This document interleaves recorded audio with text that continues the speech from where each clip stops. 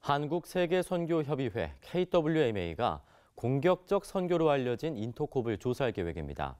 KWMA는 오늘 정기총회를 열고 1년 동안 인터콥을 조사한 뒤 내년 총회 때 보고하기로 했습니다. 이순규 기자의 보도입니다. 지난해 파키스탄에서 사업비자로 선교활동을 하던 중국인 2명이 현지에서 피살됐습니다.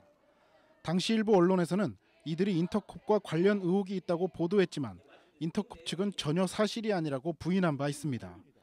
이에 대해 한국세계선교협의회 KWMA는 인터콥을 조사하기로 결정했습니다.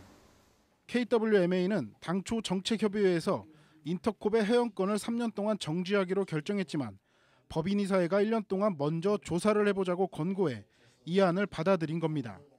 이번 조사로 인해 인터콥의 공격적 선교 방식이 또다시 도마에 오르게 됐습니다. 인터콥은 현지 문화를 무시하고 위험 지역에서 단기 봉사활동을 강행하는 등의 선교 방식으로 물의를 일으킨 바 있습니다.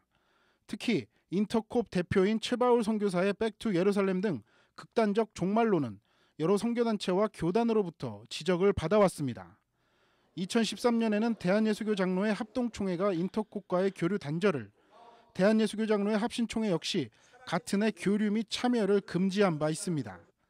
이에 KWMA 역시 2010년 인터콥을 근신 처분한 데 이어 2011년부터 2014년까지 올바른 신학적 소양을 쌓기 위한 목적의 지도를 하기도 했습니다.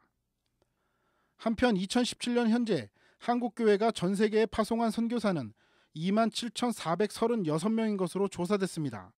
KWMA는 이제는 선교사 수보다 질적 성장이 더 중요한 시기라며 선교사 교육과 복지에 힘을 쓰겠다고 말했습니다.